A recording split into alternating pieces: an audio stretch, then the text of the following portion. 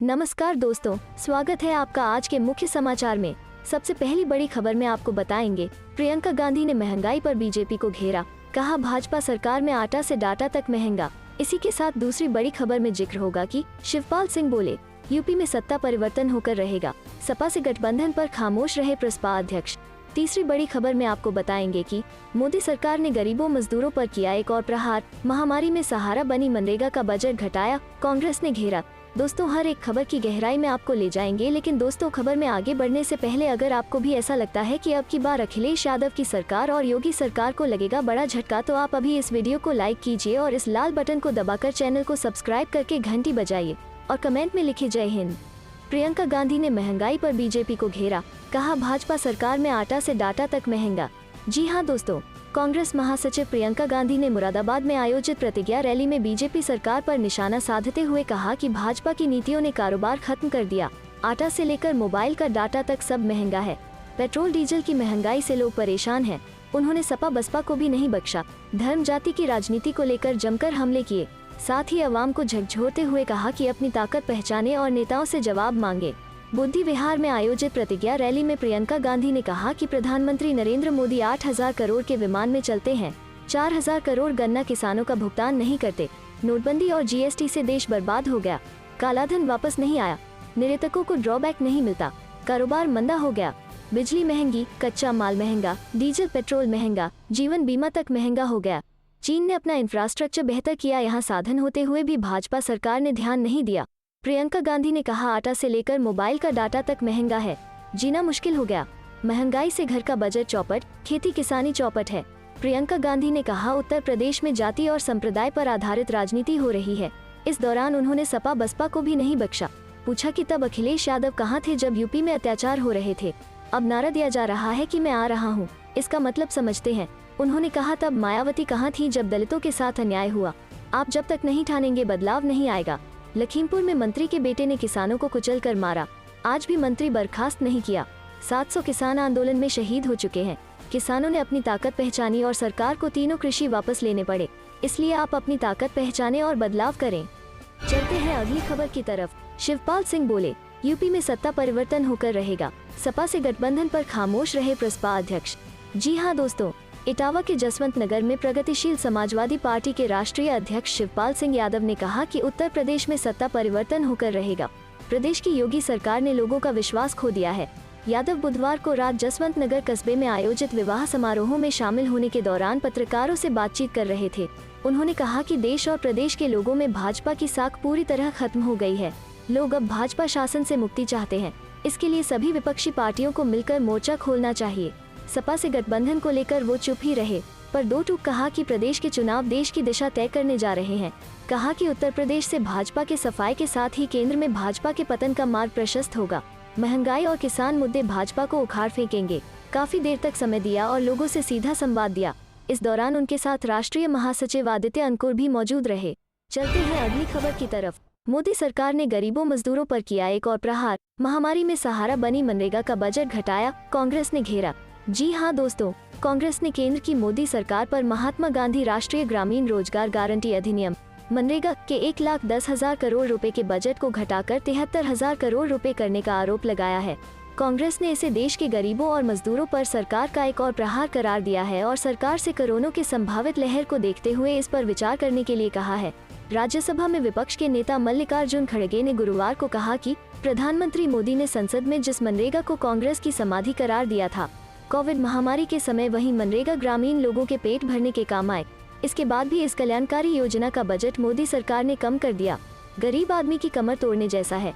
मल्लिकार्जुन खड़गे ने केंद्र सरकार से गरीबों के स्वाभिमान के साथ नहीं खेलने की चेतावनी देते हुए कहा कि जब देश में एक बार फिर कोरोना महामारी के वापस आने के संकेत दिखाई दे रहे हैं, तो मनरेगा का बजट लगातार कम किया जा रहा है। इसका सीधा प्रभाव देश के गरीबों और मजदूरों पर पड़ेगा। वहीं कांग्रेस नेता रणदीप सुरजेवाला ने कहा कि फांसीवादी सरकार ने किसानों, पत्रकारों, युवाओं को अपनी फांसीवादी नीतियों की वजह से प्रदर्शन करने पर मजबूर कर दिया है। इस सरकार की गलत नीतियों से देश में आज महंगाई, बेरोजगारी चरम पर है। सुरजेवाला ने भी मनरेगा का बजट घटाने पर सरकार पर हमला बोला। चलते हैं अगली खबर की तरफ। अखिलेश का बीजेपी पर बड़ा हमला, कहा लोगों के पीछे से जीप चढ़ाई, अंग्रेजों से कम नहीं ये पार्टी। जी हाँ दोस्तों, विधानसभा चुनाव नजदीक आ रहे हैं और हर पार्टी का नेता आजकल ऐसा बयान दे रहा है जो चर्चा का विषय बन रहा है। हाल ही समाजवादी पार्टी के सुप्रीमो अखिलेश यादव ने भाजपा की तुलना अंग्रेजों से कर दी। ललितपुर खीरी में किसानों पर जीप चढ़ाने के मामले में उन्होंने कहा कि जलियांवाला बाग कांड में अंग्रेजों ने सामने से लोगों पर गोलियां चलाई थी, लेकिन वर्तमान सरकार के नेता लोगों पर पीछे से जीप चढ़ा रहे हैं। कानून व्यवस्था को लेकर सपा सुप्रीमो यादव ने सीएम योगी पर भी निशाना साधा। उन्होंने कहा कि अब तक जितनी जानें पुलिस कस्टडी में गई हैं, उतनी किसी भी राज्य में अब तक नहीं गई। थानों में जान लेने की घटना में यूपी नंबर 1 है। कोई कल्पना भी कर सकता है कि 2 फीट की पाइप से कोई फांसी लगा सकता है। ये कहते हैं कि दमदार सरकार है, लेकिन ये दमदार झूठ है। दमदार झूठ वालों ने सोचो कैसा करके दिखाया। लखीमपुर की वो तस्वीर कोई नहीं भूल सकता। जब किसान अपने हक को मांगने निकले तो यही गृह राज्य मंत्री के बेटे और उनके साथियों ने किसानों पर जीप चढ़ा दी। कोई सोच सकता है कि आज के समय कोई किसी पर जीप चढ़ा सकता है।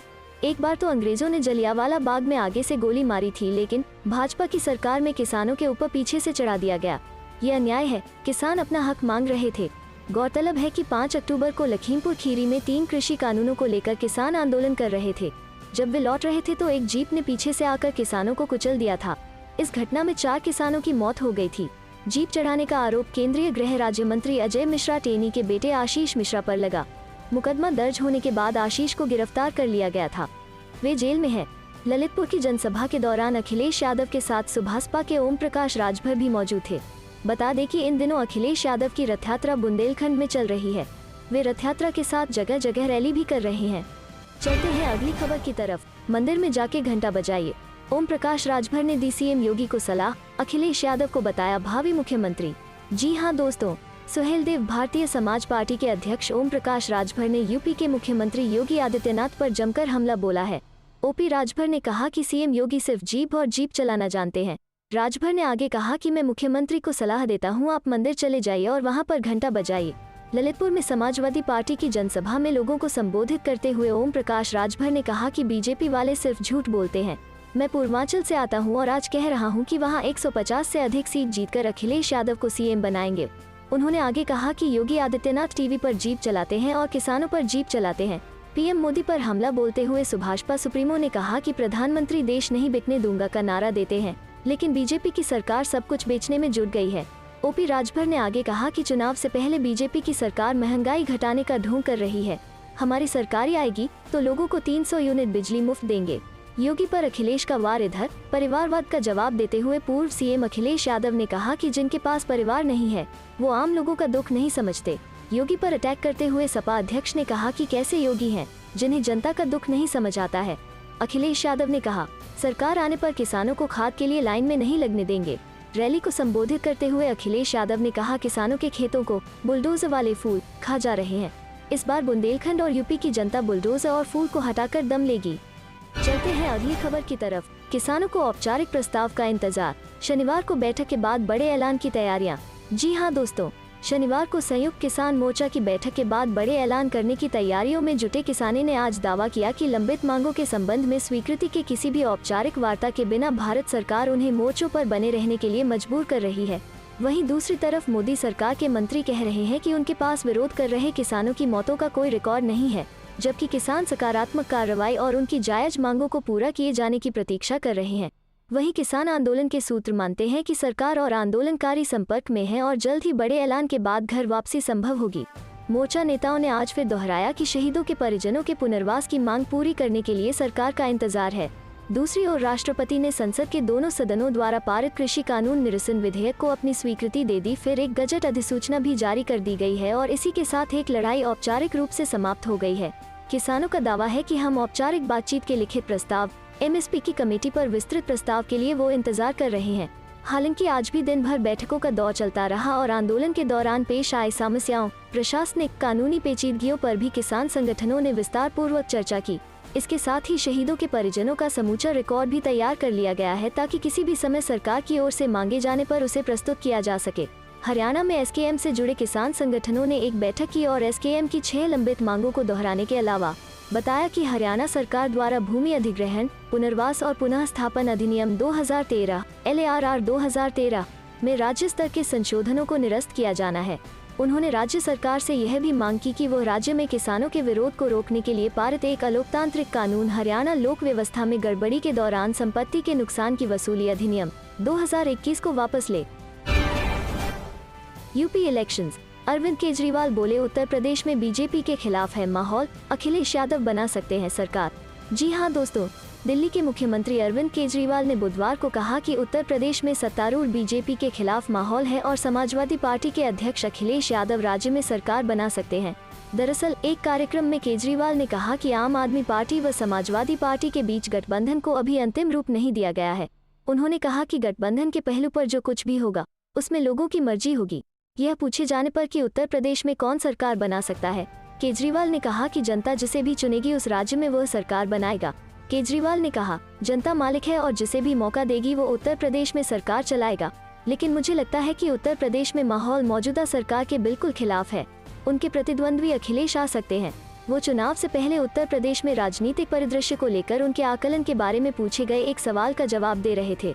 पंजाब में आपके मुख्यमंत्री पद के उम्मीदवार के बारे में पूछे जाने पर केजरीवाल ने कहा कि पार्टी वहां चुनाव से पहले इसकी घोषणा करेगी।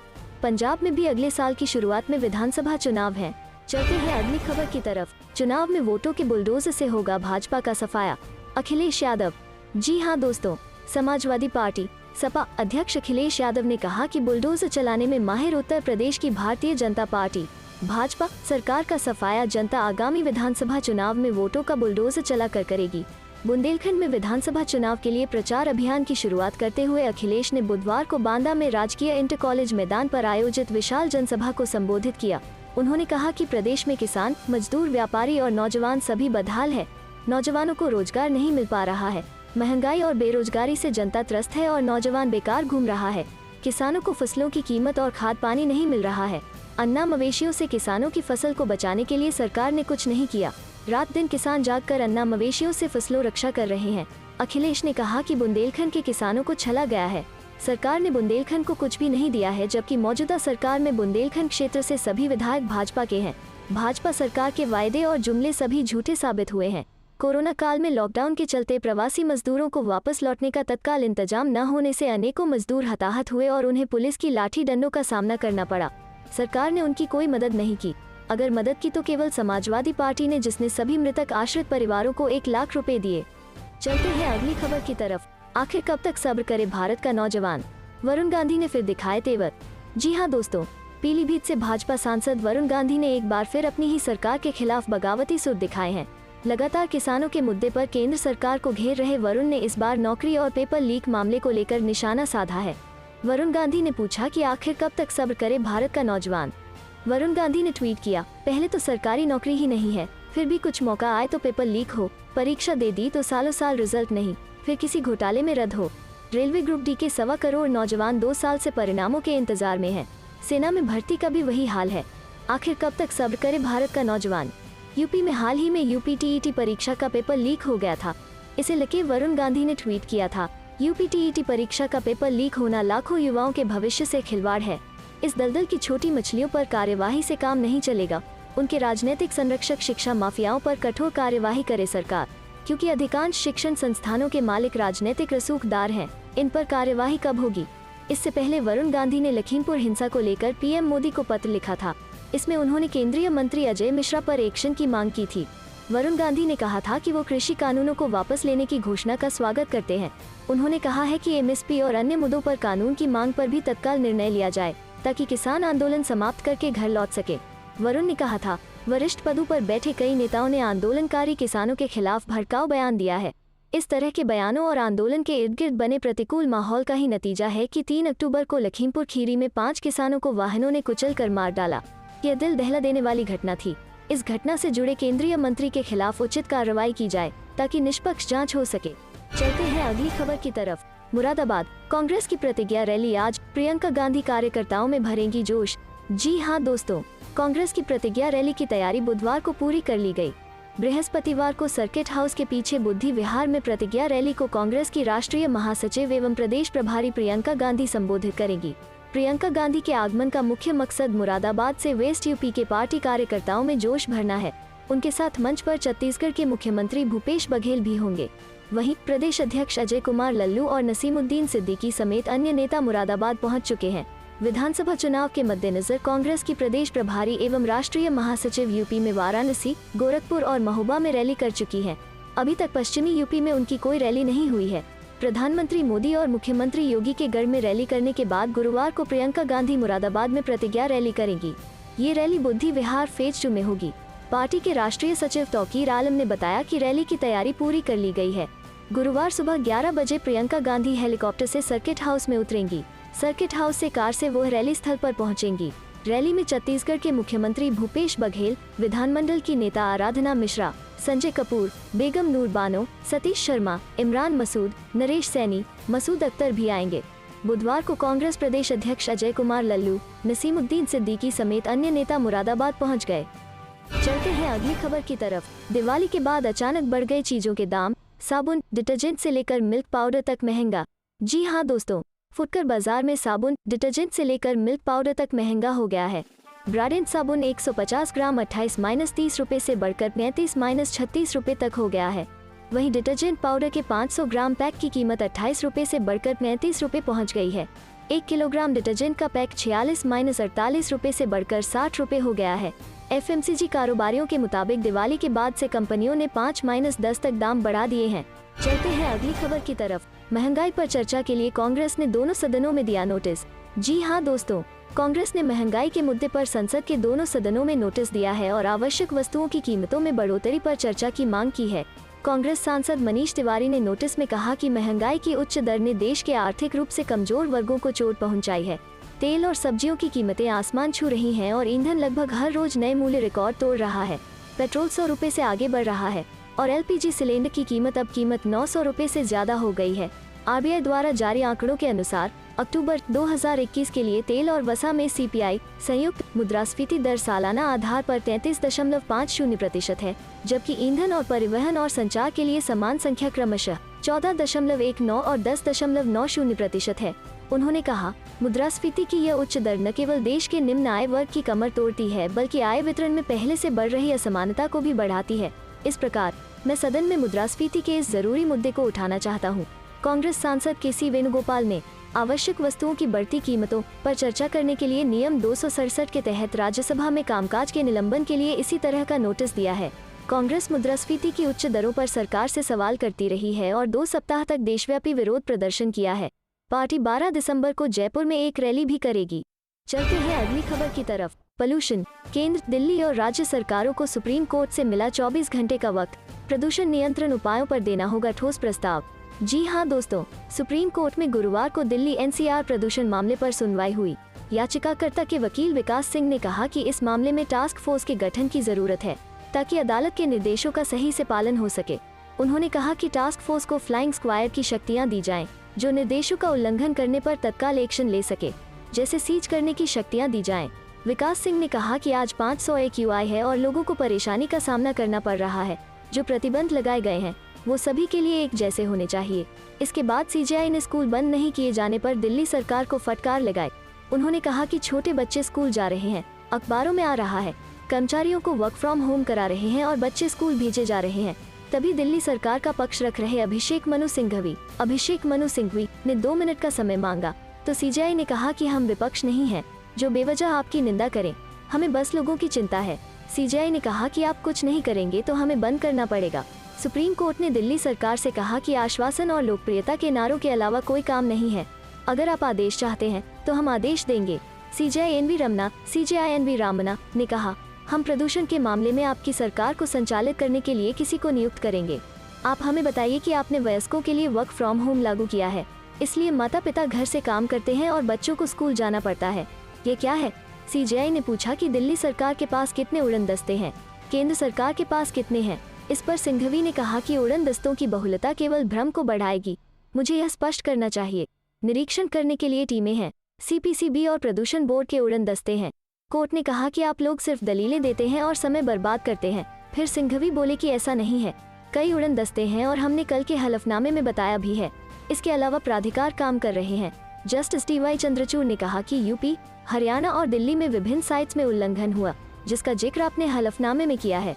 सुप्रीम कोर्ट ने कहा कि केंद्र और हरियाणा का हलफनामा एक जैसा है, जुर्माना लगाकर पैसा वसूलना प्रदूषण का हल नहीं है।